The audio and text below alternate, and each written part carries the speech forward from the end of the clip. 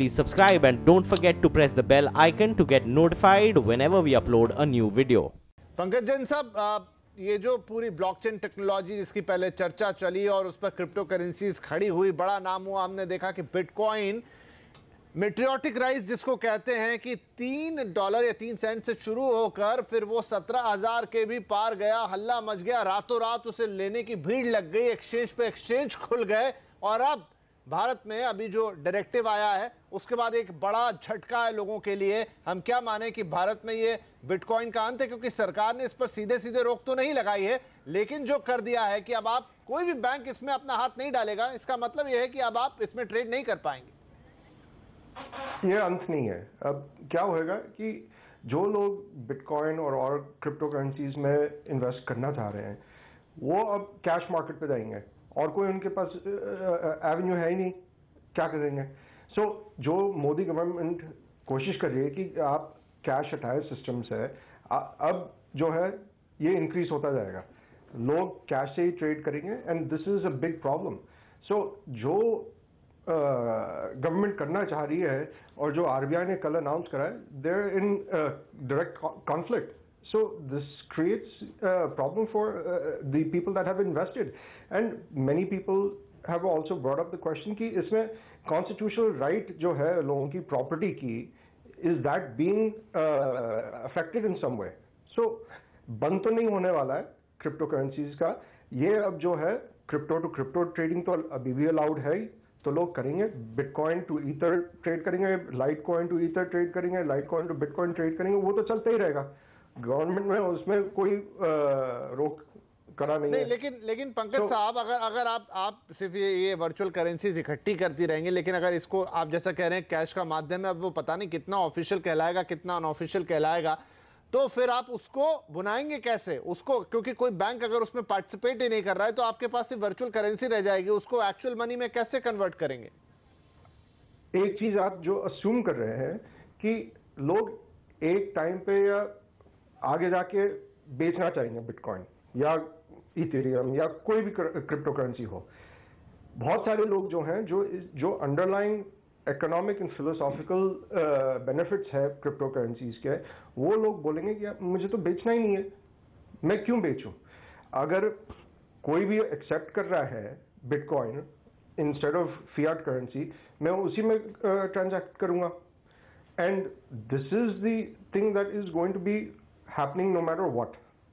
नहीं, लेकिन आप ये मानेंगे, चलिए ठीक है, अगर मैंने ये भी बात मान ली, जिसके पास है उस पर तो बात लागू हो गई, लेकिन जिसके पास नहीं है और जो वो उसे खरीदना चाहता है तो शायद खरीद तो नहीं पाएगा आप, या फिर कैश में जाएगा। अब वो कैश में जाएगा, वो ऑफलाइन ओटीसी मार्केट में जाएगा, लोगों से बोलेगा मैं कैश देके खरीद लूंगा आपसे, and this is exactly what we don't want. We don't want this to happen. We want this to be official. We want the regulatory environment to support crypto currencies, क्योंकि ये जो टेक्नोलॉजी है ये बाहर आ गई है, अब आप सब बॉटल में डाल नहीं सकते इसको, राइट। और आप क्या करेंगे, आप सब लोगों को प्रोसिक्यूट तो करने वाले नहीं है। जो लेजिटिमेट इन्वेस्टर है उसको प्रोसिक्यूट क्यों करेंगे, नहीं करना चाहेंगे ना। तो ये करने के बाद you have just made it very difficult for everybody to operate in a legal fashion.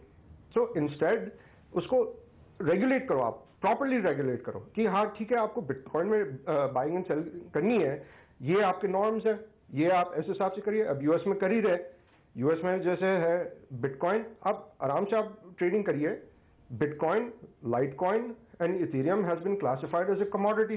The US CFTC has jurisdiction over it.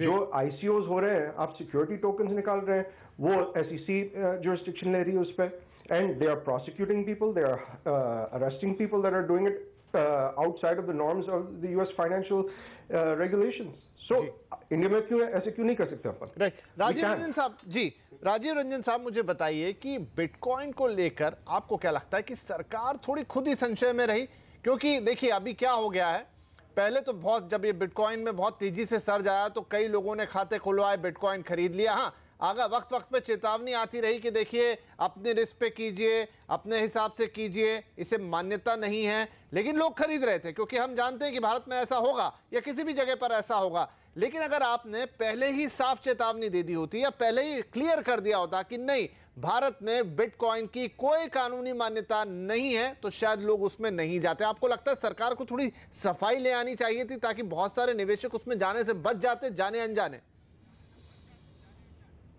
जी हाँ, मैं बिल्कुल इस बात को मानता हूँ कि सरकार को अपने इरादे को बहुत दो टूक तरीके से, बहुत साफ तरीके से कहना चाहिए था कि हम बिटकॉइन या इसके जैसे किसी और क्रिप्टो करेंसी को बिल्कुल मान्यता नहीं देंगे, इसे अवैध मानेंगे। सरकार ने अभी तक जो कहा है कि हम इसे लीगल टेंडर नहीं मानते, हम इसे वैध मुद्रा नहीं मानते हैं। सरकार को बहुत साफ तरीके से कहना चाहिए था कि हम इसे अवैध मानते हैं, गैर कानूनी मानते हैं। अगर आप इसमें लेन देन करेंगे तो आपके ऊपर कार्रवाई की जाएगी। सरकार कार्रवाई कर रही है, छापे पड़ रहे हैं, लोगों के ऊपर आयकर विभाग और दूसरी एजेंसियों के छापे पड़ रहे हैं।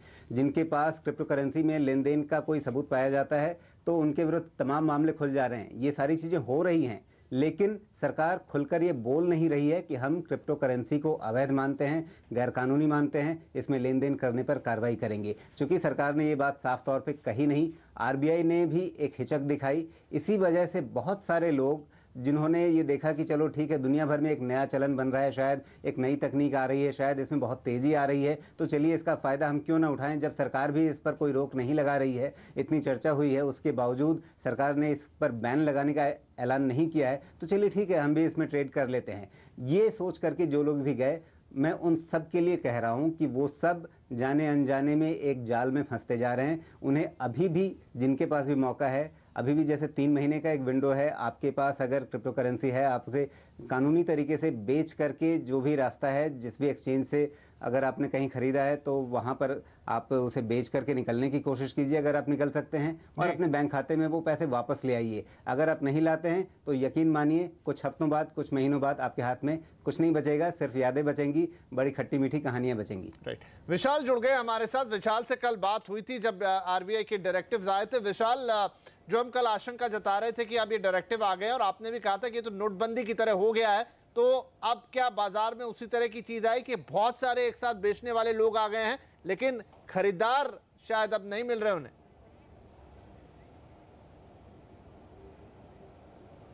हाँ, तकलीफ यही है, भाव गिरने का कारण ही यह है क्योंकि बाजार में खरीदार नहीं है।